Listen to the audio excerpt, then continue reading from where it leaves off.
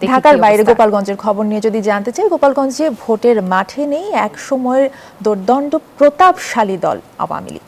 শেখ হাসিনার জন্মভূমিতে এবারের নির্বাচনে নৌকার কোনো অস্তিত্ব নেই, বরং পোস্টারে ছেয়ে গেছে বিএনপি এবং জামায়াতের প্রার্থীদের ছবি।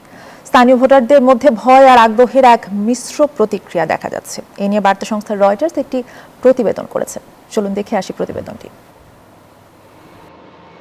ভোটের আগে গোপালগঞ্জের চিত্র পুরোপুরি অচেনা, যেন নির্বাচনের আমেজের ছোঁয়া লাগেনি নিষিদ্ধ ঘোষিত আওয়ামী লীগের শক্তিশালী ঘাঁটি গোপালগঞ্জে, যদিও পুরো এলাকা ঢাকা নিরাপত্তার চাদরে।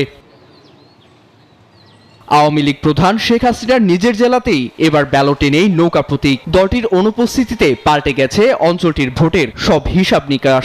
১.৫ দশকে প্রথমবার আওয়ামী লীগবিহীন অঞ্চলটিতে এখন আধিপত্য বিএনপি, জামায়াত ও স্বতন্ত্র প্রার্থীদের। নতুন সানসিল্ক ব্ল্যাক শাইন, তাই গ্লাস শাইন। ঝলমলে শাইন করো, গ্লাস শাইন করো। বার্তা সংস্থা রয়টার্সের এক প্রতিবেদনে এসেছে, ফ্যাসিস্ট তকমা নিয়ে দেশ ছাড়ার পর আন্তর্জাতিক অপরাধ ট্রাইব্যুনালে মৃত্যুদণ্ড হয়েছে সাবেক প্রধানমন্ত্রীর। এমন পরিস্থিতিতে ভবিষ্যতে মামলার ভয়ে দলটির কর্মী ও অনুসারীরা এখনো আতঙ্কে দিন কাটাচ্ছেন। কেন রাজনীতিও করবো না, ভোটও দেবো না, কোনো জায়গায় যাবো না, আমরা সাধারণ মানুষ। আতঙ্কের পাশাপাশি ভোট নিয়েও আছে মিশ্র প্রতিক্রিয়া। অনেকের মাঝে পরিবর্তন এসেছে, আওয়ামী আনুগত্য এখন জাগ্রত। একমাত্র নৌকো যদি প্রতীক পাই, নৌকোয় আমরা ভোট দেবো, তাছাড়া আমরা কাউরে ভোট দেবো না। এসবের মধ্যে অনেকে ফিরে পেতে চান ভোটাধিকার। গত কয়েক নির্বাচনে যারা কেন্দ্রে যেতে পারেননি, তারা এবার নির্ভয়ে ভোট দিতে প্রস্তুত। ভোট তো দিতেই হবে, ভোট একটা তো আমাদের একটা অধিকার।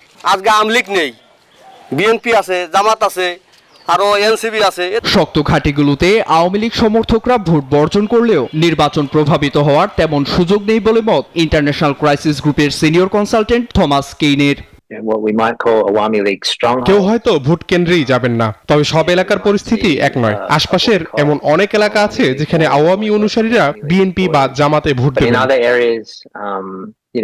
এছাড়া তার মতে সব মিলিয়ে দীর্ঘদিনের চেনা রাজনৈতিক সংস্কৃতি ভেঙে এবার এক ভিন্ন অভিজ্ঞতার মুখোমুখি হতে যাচ্ছে টুঙ্গিপাড়ার মানুষ।